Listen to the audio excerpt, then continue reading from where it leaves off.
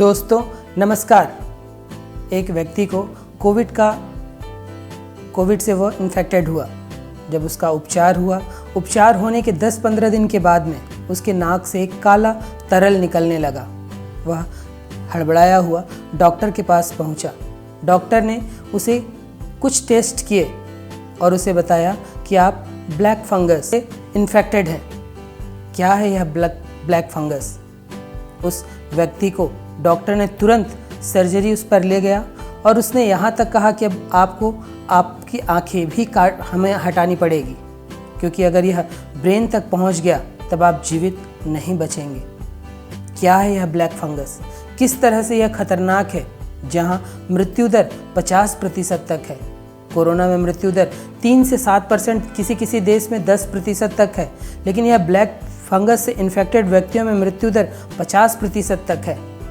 यह कैसा फंगस है और यह कहाँ से आया है? और यह कहीं से आया नहीं है।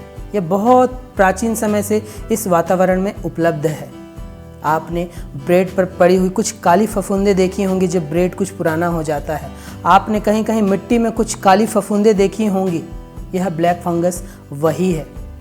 लेकिन कोविड के पेशेंट्स, कोरोना जिनको इन्फेक्टेड हो जाते हैं, जो उनकी दवाइयाँ चलती हैं, एक तो कोरोना जिसमें इम्यून सिस्टम वैसे ही कमज़ोर हो जाता है, फिर इतनी हार्ड स्टेरॉइड की दवाइयाँ जिससे इम्यून सिस्टम बहुत नीचे बैठ जाता है, और यह ब्लैक फफूंद ऐसे व्यक्तियों को अपने चपेट पे ले रहा है।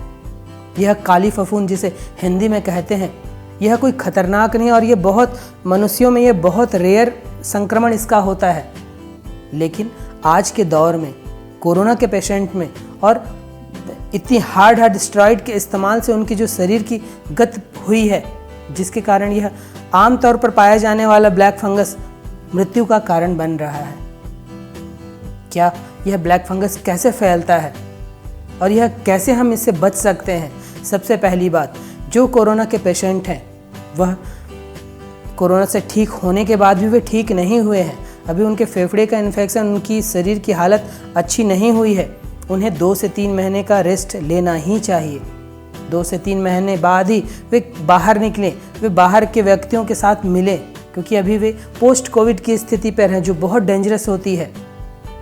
क्योंकि कोरोना उतना खतरनाक नहीं है, लेकिन कोरोना से पीड़ित व्यक्ति, विशेषकर जिसने दवाइयों का सेवन किया हुआ है, उसकी हालत बहुत दयनीय हो जाती है, क्योंकि ये इतनी हार्ड दवाइयाँ होती हैं जो शरीर को बहुत नुकसान पहुँचा रही हैं।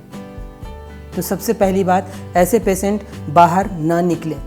2-3 महीने के लिए अपने गमलों को, मिट्टी को भूल जाइए, क्योंकि यह ब्लैक फंगस सबसे ज़्यादा मिट्टी में पाया जाता है। तो अपनी प्लांटिंग, गार्डनिंग जो भी आप करते हैं उसको 2-3 महीनों के लिए भूल जाइए। जान है तो जहान है। 2-3 महीने बाद आप अपनी गार्डनिंग करते रहिएगा। दूसरा, आपको अपनी इम्यूनिटी पर ध्यान देना, क्योंकि इसकी कोई दवाई है नहीं। इसके साइड इफ़ेक्ट को रोकने के लिए ट्रीटमेंट है, लेकिन वे इतने महंगे हैं कि आपको इसके ट्रीटमेंट में 10 लाख तक का खर्चा है। सबसे अच्छा है कि आप घर पर रहें, साफ़ सफाई का विशेष ध्यान दें, अपनी पर्सनल हाइजीन पर ध्यान दें। गर्मियों का मौसम है, पसीने आ रहे हैं, दिन में 2 से 3 बार नहा लीजिए। मॉइस्चर वाले जगह पर, जहाँ पे ह्यूमिडिटी हो, आर्द्रता हो, उन जगहों पर मत रहिए। चिपचिपे, गंदे, जहाँ पर कचड़े हों उस जगह पर मत रहिए। साफ़ सफाई के साथ रहिए। फिर आपको अपनी इम्यूनिटी पर ध्यान देना है। इम्यूनिटी के लिए मैंने कई बार कहा है, विटामिन सी, जिंक, कैल्शियम, इस तरह के युक्त भोजन, इसकी टैबलेट नहीं लेनी है। फिर वही गलती मत करिएगा, दवाई और दवाई। ये बीमारी ठीक हुई, उसके लिए दवाई, उस दवाई के कारण कुछ बीमारी आई, अब उसके लिए दवाई। आपको भोज्य पदार्थ के माध्यम से विटामिन सी, जिंक, कैल्शियम, इस तरह की चीज़ें लेनी है। आपको इसका भी ध्यान देना है। फिर यह ब्लैक फंगस फैलता कैसे है? यह खतरनाक इसलिए नहीं है क्योंकि यह व्यक्ति टू व्यक्ति नहीं फैलता। जिस तरह कोरोना एक दूसरे के संपर्क में आने से फैलता है, ब्लैक फंगस की यह स्थिति नहीं है। यह नाक के माध्यम से, या फिर कहीं आपके शरीर में कोई कट लगी हुई है, चोट लगी हुई है, वहाँ से यह फंगस आपके शरीर में प्रविष्ट होता है। और विशेषकर नाक के माध्यम से अगर उसने गया तो यह पहले साइनस क्षेत्र पर, फिर यह आपकी जबड़ों तक की हड्डियों तक को गला देता है। यह आपकी आँखों को पूरी तरह नष्ट कर देता है, और जब यह ब्रेन पर पहुंचता है तब उस व्यक्ति का बच पाना बिल्कुल असंभव है। तब परहेज ही इलाज है। विशेषकर ऐसे पेशेंट जो कोविड से पीड़ित हुए हों या अभी पीड़ित हैं, वे 2-3 महीने तक अपना विशेष ध्यान रखें। जिनको डायबिटीज़ भी है वे भी अपना ध्यान रखें, क्योंकि डायबिटीज़ में भी इम्यून सिस्टम काफ़ी कम हो जाता है। और आपको दवाइयों के सेवन से भी बचना है। कई लोग अब यह ब्लैक फंगस का सब लोग समाचार में, न्यूज़ में और इन सब चीज़ों को देखने, अब इसको महामारी घोषित कर दी गई है। अब कई लोग एंटी फंगल ड्रग खुद से लेने लगे हैं। पहले तो मैं यह बता दूं कि ब्लैक फंगस की कोई दवाई अभी विश्व में बनी ही नहीं है। आप कोई भी एंटी फंगल दवा ले लें, वह काम नहीं आने वाली है। उल्टे उस दवाई का साइड इफ़ेक्ट आपको फिर कोई और नई बीमारी ला देगा। तो सबसे अच्छा है आप अपनी इम्यूनिटी पर ध्यान दीजिए।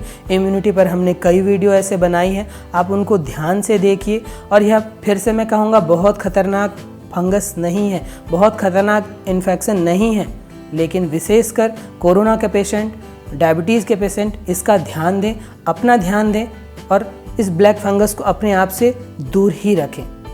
अंत में एक बात और, वे पेशेंट जो कोरोना से पीड़ित थे और जो ऑक्सीजन मास्क लगाकर बैठे रहते हैं, जिनके ऑक्सीजन मास्क चढ़ रही है, वे अपने ऑक्सीजन मास्क जो नोज़ल होता है जिसे नाक पर लगाया जाता है, उसकी सफाई का विशेष ध्यान दें। या तो उसे 2-3 दिन में चेंज कर दें, नया लगा लें, या फिर उसे किसी भी ऐसे सॉल्यूशन से जिसकी उससे सफाई हो सके उससे साफ़ करिए। हम जब से ये कोरोना आया पिछले 1-1.5 साल से हम मास्क का भी बहुत प्रयोग करते हैं। मास्क ठीक है, हमें कोरोना से बचाता है, हमें ऐसे लोगों के संपर्क अगर हम आए भी हैं उसके छींक से, उसके सलाइवा से हमें बचाता है। लेकिन यह 2 चीज़ें हमारे साथ बुरा कर रहा है। एक, यह हमें कम ऑक्सीजन दे रहा है। सेकंड, हम मास्क का प्रयोग तो करते हैं लेकिन उसकी सफाई का ध्यान नहीं देते।